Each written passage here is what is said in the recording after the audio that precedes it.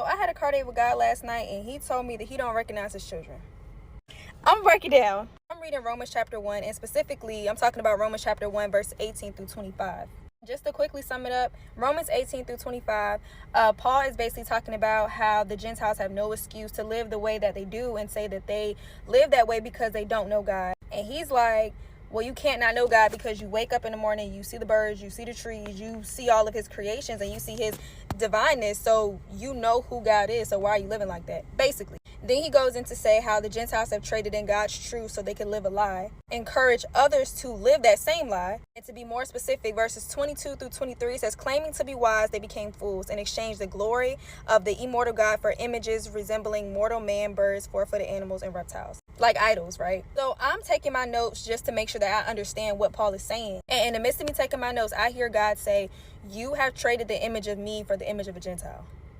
And for y'all who don't know what a Gentile is a person who does not follow Hebrew law, who does not worship the Hebrew God. It's just someone who does not follow God at all. Someone who is strictly for the world. I mean, in like layman's terms, it is someone who lives for the world and loves it. So with that being said, God is asking us, if I have made you in my image, why do you look like them?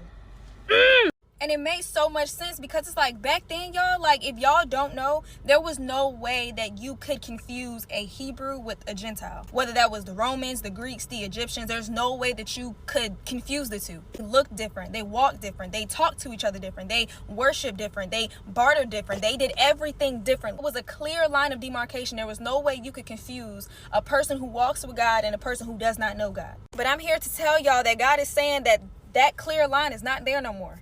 I'm sorry about the placing, but my phone just keeps slipping. God is saying you would trade my image just to look like someone who doesn't know me. Someone who doesn't know my truth. Someone who doesn't know my words. Someone who doesn't know me or have a relationship with me. Why would you want to look like them versus me when I made you in my image? And that also goes into the fact where some people say, I don't hear God. God is not talking to me. I can't feel him. I can't whatever. God is unrecognizable to them. Baby, you're unrecognizable to God.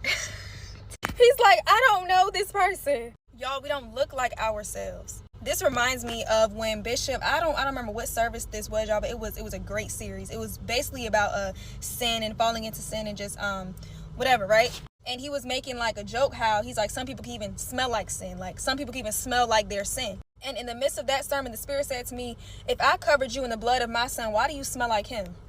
Him talking about Satan, him talking about the world, him talking about any other him other than him.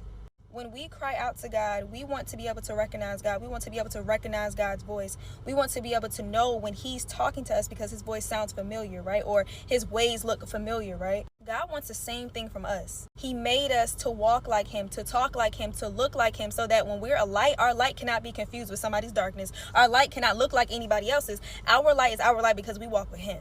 So when we start blurring those lines, when we start crossing that line and starting to look like the Gentiles or the people of this world, then we become unrecognizable. And I know some of y'all had those conversations when y'all was like, still straddling the fence of someone saying, oh, I didn't know you was a Christian, or I didn't know that you follow God like this, or like, I didn't know. It's because we don't look like ourselves. God is telling his children that it's time for us to uphold that image. He made us with a certain swag. He made us with a certain image. It's time for us to start looking like that and stop trading that image for somebody else's who doesn't even, what? But yeah, that smacked me in my face. So, and as soon as I heard, I was like, yeah, I think I should share this because